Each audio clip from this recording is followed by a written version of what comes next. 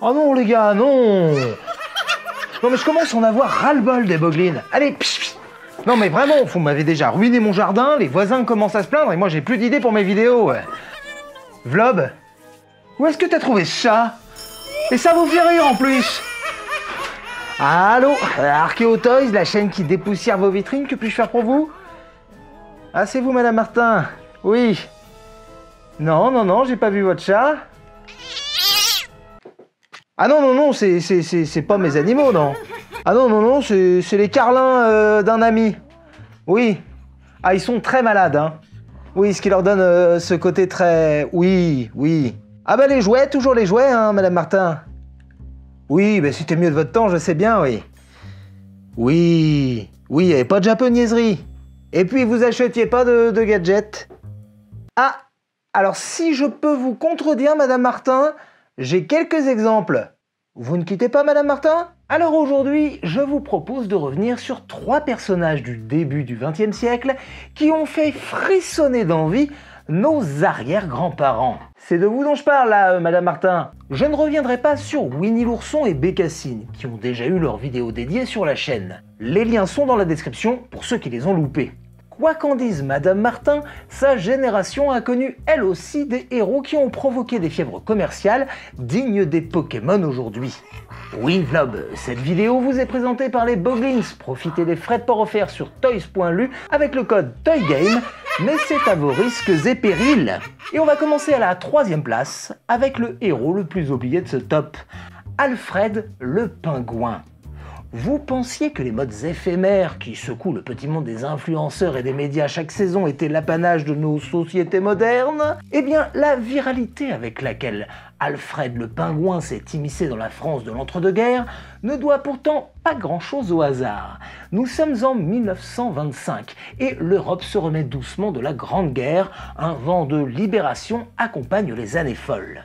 Les publications jeunesse se comptent par dizaines, mais la bande dessinée n'a pas totalement atteint sa maturité. Bécassine et le sapeur Camembert font s'esclaffer des millions de jeunes lecteurs, mais il leur manque un élément fondateur, le phylactère, la bulle dans laquelle est placé le texte. Cette convention apparaît pour la première fois dans une publication à très grand tirage avec la série Zig et Puce, publiée dans les pages du supplément dominical du journal L'Excelsior. Et même si ces 2 gamins irresponsables cherchant à partir pour l'Amérique n'ont pourtant pas très bien vieilli, avec leurs traits plus ou moins aléatoires et leurs couleurs parfois étranges, ils vont marquer toute une génération. Hergé citera la série comme l'un de ses principales inspirations pour Kick et Fluke et pour Tintin. Au gré de leur voyage vers le Nouveau Monde, Zig et Puce vont enchaîner les gags et se perdre jusqu'au pôle Nord, dans le numéro du 27 décembre 1925. C'est sur la banquise qu'ils vont faire la rencontre d'un pingouin surnommé Alfred. Affamés par leur voyage, les 2 amis auraient pu s'en faire un casse-croûte. Ils préféreront en faire un ami.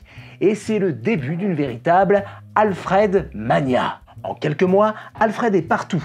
Les ventes hebdomadaires explosent, il a droit à sa propre série. Dans les cabarets parisiens, on s'entraîne à la danse du pingouin, popularisée par la célèbre Joséphine Baker. Les peluches Alfred s'affichent avec le Gotha, de la créatrice de mode Jeanne Lanvin à la chanteuse Mistinguett. L'expression « t'as le bonjour d'Alfred » est dans toutes les bouches. Cela, on le doit au créateur de Zig, Puce et Alfred, Alain Saint-Augan.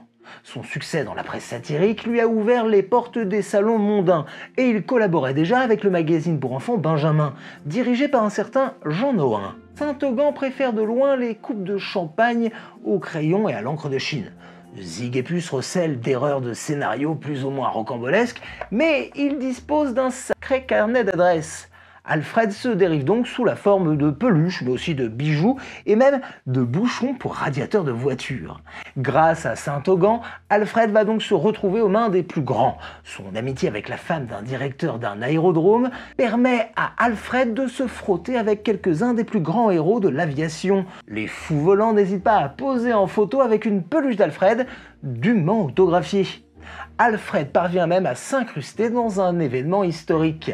Le 21 mai 1927, Charles Lindbergh atterrit à Paris après un vol de 2 jours à bord du Spirit of Saint-Louis, du nom de la firme pétrolière qui finance la tentative. Avant même qu'il ne sorte de son biplan, après un vol de 2 jours, je le rappelle, on lui glisse une peluche d'Alfred dans les mains. Les photographes immortalisent le moment. La presse titre « Alfred a accompagné Lindbergh ». Saint-Augan connaîtra une longue carrière, même s'il ne sera reconnu comme un auteur fondateur de la bande dessinée que très tardivement. Zig et Puce seront reprises par Greg, l'auteur d'Achille Talon, qui les fera vivre dans de nombreuses aventures publiques commerciales. Passons maintenant à notre numéro 2, et pas des moindres, puisqu'il s'agit de Babar. Dans les commentaires de la vidéo sur la rentrée, vous avez été nombreux à remarquer le jingle des publicités pour les cartables Babar. Babar, petit éléphanteau contraint de fuir sa jungle natale, après avoir été aux prises avec des chasseurs, est élevé dans une ville où il adopte une tenue et des manières occidentales. Une fois adulte, il retourne dans la jungle et va transmettre les bienfaits de la civilisation aux autres éléphants avant de devenir le roi des éléphants et de fonder une dynastie. Ce n'est probablement pas un hasard si Babar, le roi des éléphants, a été publié en 1931, l'année de la grande exposition coloniale de Paris. La même année que Tintin au Congo d'ailleurs. Mais la légende place la naissance de Babar 2 ans plus tôt, à Chessy, dans l'Oise. Cécile de Brunehauf, pianiste et épouse du peintre Jean de Brunehauf, tente d'endormir son petit dernier qui est souffrant. Un courrier de son beau-frère, aventurier installé au Kenya, lui avait rapporté l'histoire d'un petit éléphanteau recueilli par l'ambassadeur de Belgique. Elle mêle 2-3 éléments d'éducation coloniale et Babar, le roi des éléphants, était né. L'histoire ne dit pas si le bambin s'est endormi, mais Babar a fait une telle sensation auprès de la fratrie que les époux Brunehauf décident de le coucher sur le papier. Un ami éditeur propose ses services, lançant cette histoire familiale dans la sphère commerciale. On raconte que Cécile de Brunehauf aurait demandé à ce que son nom ne soit pas cité comme co-auteur. Et quelques années plus tard, Babar va faire le bonheur des libraires, mais aussi des marchands de jouets. Toutefois, je retiens surtout l'étrange série de 1968 avec des acteurs en costume et des masques, y compris sur les personnages humains, donnant à l'ensemble un côté pictural un peu dérangeant. Fun fact, le costume de Babar était tellement lourd qu'il fallait 2 acteurs à l'intérieur. Laurent et Michel, les enfants Brunehauf, pour qui a été créé Babar, vont défendre jalousement leur ami d'enfance. Le téléfilm Babar le petit éléphant et Babar en Amérique, sorti en 68 et 71, sont produits par Lynn Mendelsohn, le même studio qui s'occupait des Peanuts. Au tournant des années 90, ma génération aura droit à une série animée franco-canado-japonaise de 78 épisodes, permettant au roi des éléphants de proposer un genre de bande à Picsou avec beaucoup moins de moyens. Et encore une fois, en 2010, Babar et sa famille seront de retour pour une version en animation 3D. Les premiers ouvrages, signés Jean de Brunehauf, sont aujourd'hui tombés dans le domaine public depuis 2008. Et l'un des meilleurs amis de Babar, Laurent de Brunehauf, a aujourd'hui 96 ans. Pour finir, on va s'attaquer avec un mythe. Que dis-je? Une légende. S'il y a bien un héros dont la puissance n'a jamais faibli au fil des décennies, c'est bien Mickey. Je ne vous referai pas l'historique qui a mené un certain Walt Disney à remplacer son lapin malicieux du nom de Mortimer par une souris espiègle prénommée Mickey. Et si vous avez forcément déjà vu des images de Steamboat Willie, le tout premier court-métrage avec Mickey Mouse pour héros sorti en 1928, peu de gens imaginent la Mickey-mania qu'ont vécu nos arrière-grands-parents à des milliers de kilomètres des studios californiens de Walt Disney. Le cinéma parlant, innovation lancée en grande pompe l'année précédente, attire à nouveau le public dans les salles obscures. Et même si les sifflotements de la souris arrivent un peu trop tard, le film arrive dans l'Hexagone dès l'année suivante. Mais le plus surprenant, c'est que les peluches Mickey sont présentes dans les catalogues des grands magasins parisiens dès Noël 1930, très vite rejoints par des livres pour enfants édités par Hachette. Mickey s'infiltre même dans le Petit Parisien, avec des strips issus de la presse américaine. En France, la souris peut compter sur le soutien d'un ambassadeur de choix. Paul Winkle, c'est son nom, est à la tête d'une petite agence de presse nommée Opéra Mundi. Il distribue déjà les droits de publication de séries comme Flash Gordon ou Mandrake le magicien, et un simple courrier lui permet d'ajouter Mickey à son catalogue. Paul va vendre les droits d'exploitation de Mickey à de nombreuses entreprises françaises, ce qui donnera droit à nombre d'images à collectionner, mais aussi des buvards publicitaires et des personnages en carton.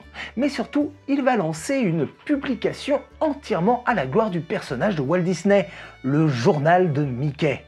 Impensable aujourd'hui, il a fallu quelques numéros pour que Walt soit mis au courant et signe un contrat. Au milieu des années 30, le principal produit dérivé sous licence Disney, qui surfe sur le succès du héros aux grandes oreilles, ce n'est pas tant les peluches, plus ou moins effrayantes, mais surtout des montres de la marque Ingersoll. Avec leur Mickey pointant les chiffres de ses mains gantées, elle permettra à de nombreux chanceux d'apprendre à lire l'heure. En France, c'est la tirelire Mickey en fonte fabriquée dans la Creuse qui fit grand bruit. Paul Winkel va profiter de la démocratisation des vacances à la mer avec les congés payés pour lancer des animations de plage parrainées par de grandes marques, et c'est la naissance du Club Mickey. La sortie du premier long métrage de Disney, Blanche-Neige et les Sept Nains, en 1938, va donner l'occasion à Paul Winkel de signer un contrat avec des maisons de couture, mais aussi de masques de carnaval. En premier lieu, César, qui gardera la licence jusqu'en 2004. Mais l'occupation allemande mit fin pour un temps aux ambitions européennes de Disney. Récupéré et remanié par Vichy, le journal de Mickey cesse sa publication en 1944 et ne reparaîtra pas après la Libération. De retour après un exil aux USA, Paul tente de récupérer ses biens et il témoignera au procès du maréchal Pétain. Opéra Mundi reprend ses activités. Toutefois, la pression des communistes, pour qui Mickey est le symbole du grand capital, vont le pousser à mettre le nom de Mickey en retrait. C'est donc sous le titre de Donald que les séries Disney reparaissent à partir de 1947. Et ce n'est qu'en 1952 que le journal de Mickey fait son grand retour en kiosque. Il se vend jusqu'à 600 000 journaux de Mickey par semaine. Le film Disney du moment, Alice au pays des merveilles, est l'occasion de proposer des séries sages pour contenter la loi de censure de 1949. Paul Winkel publie aussi des séries de son catalogue, et également des BD issus des studios européens, notamment le Danemark ou l'Italie, mais je n'aurai pas assez d'une vidéo pour effleurer le sujet. La France n'a pas été la plus prolifique, mais elle a offert au Disney Comic Universe un petit bijou, Mickey à travers les siècles. Une épopée publiée de septembre 1952 à août 1978 et qui va propulser notre héros dans les coulisses des grands événements de l'humanité. Au fil des décennies, le journal de Mickey sera rejoint par Mickey Magazine, Picsou Magazine, Mickey Parade, Super Picsou Géant. Paul Winkel ne quittera Mickey que pour devenir directeur de publication de François, propriété du magnat des médias Robert Hersan. Il restera à ce poste jusqu'à sa mort en 1982. Propriété historique du groupe Hachette depuis ses débuts, le plus vieux magazine pour enfants français a connu une petite révolution très discrète en 2019, lorsque le catalogue Disney a été vendu au groupe Unique Héritage, fondé en 2014 par Jean Chalopin, le père d'Ulysse 31 et de l'inspecteur Gadget. Bon, il n'est plus actionnaire, mais ça méritait d'être cité. Bah voilà Madame Martin, pourquoi on peut pas vraiment dire que votre génération n'a pas été vendue aux marchands du temple, hein? Allô? Madame Martin? Oh non! J'espère que cette petite vidéo vous a plu. Comme d'habitude, je compte sur vous pour lâcher votre meilleur pouce bleu. Si vous voulez toujours plus de contenu à forte teneur en jouets, il y a aussi la chaîne secondaire Toy Game. Et préparez-vous, si vous avez participé au Ulule Archéopark, vous recevrez très bientôt les liens pour les premières vidéos et surtout la plateforme pour la confirmation des adresses et l'envoi des contreparties. Bref, on se retrouve très vite et en attendant, n'oubliez pas que vous avez été des enfants.